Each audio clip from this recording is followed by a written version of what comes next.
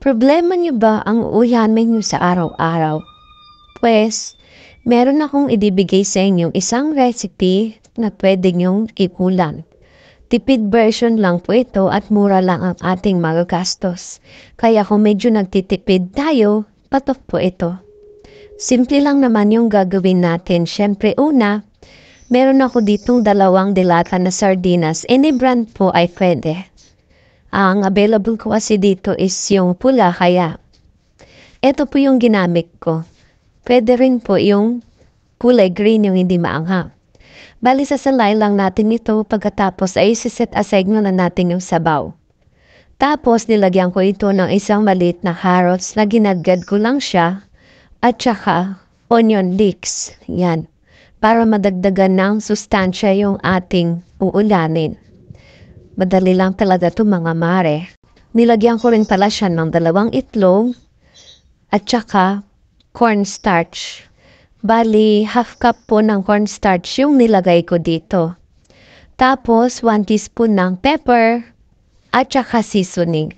Optional po yung seasoning kung hindi po kayo naglalagay nito. Pwedeng salt and pepper na lang. Yan, tapos nag-add pa ako ng 1 teaspoon na asin. Tapos nito ay mekos-mekos lang natin para ma-well combine yung mga sangkap. Durugin lang po natin yung sardinas. Pero hindi naman po dapat na talagang durog na durog. Okay rin po kung may buo-buo konti yung sardinas. Wala naman pong problema doon. Pagkatapos nitong mahalo ay napakadali lang ang gagawin natin. Bali ito, ready na.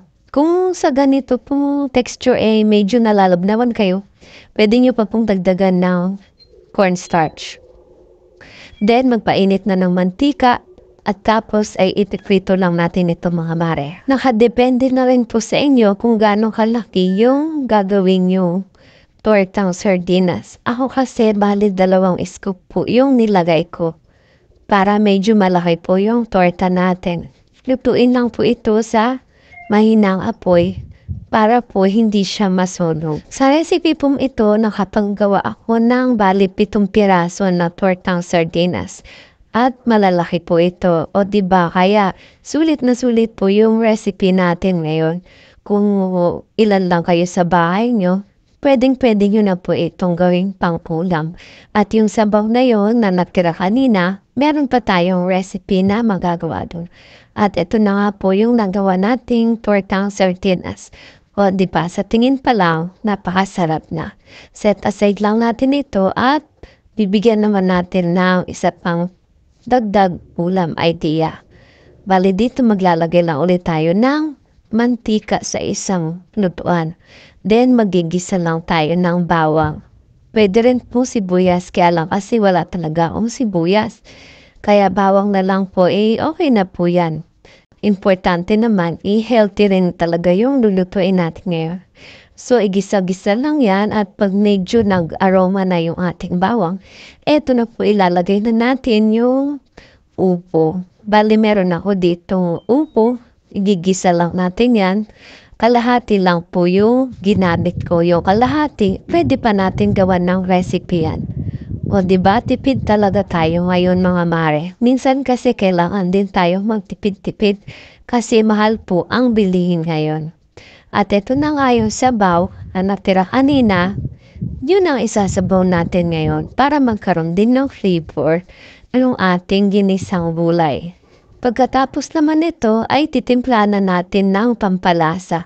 Naglagay lang ako ng 1 teaspoon ng pepper at konting seasoning. Kung ayaw nyo po ng mga seasoning, salt and pepper ay okay na po dito. Then, mekos-mekos lang natin ito. Pagkatapos ay tatakpan at papakuluin para po maluto yung mga gulay. Siya nga pala, nagdagdag pa ako dito ng half cup ng tubig para naman medyo may sabaw po yung ating gulay. Kasi di ba may torta tayong sardinas at ito naman gulay. Tama-tama lang na dapat medyo masabaw yung ating gulay para swak talaga yung ating pangulam. So, ayan mga mare, lulutuin lang natin ito ng mabuti. Kailangan lutong-luto po yung gulay para hindi siya matigas na kainin. Tikman din natin ito ngayon kung nakukulangan tayo sa panlasa. pwede tayong magdagdag. At eto na nga ang ating tipid ulam for the day. May tortang sardinas at ginisang opo. O 'di ba mga mare? Sabi ko sa inyo, tipid version lang ang ulam natin ngayon. Sana subukan nyo itong gawin at i-try nyo po ito. Masustansya po ito mga mare. O 'di ba? Salamat po sa panonood. Until my next vlog po. Bye-bye and happy cooking. God bless po.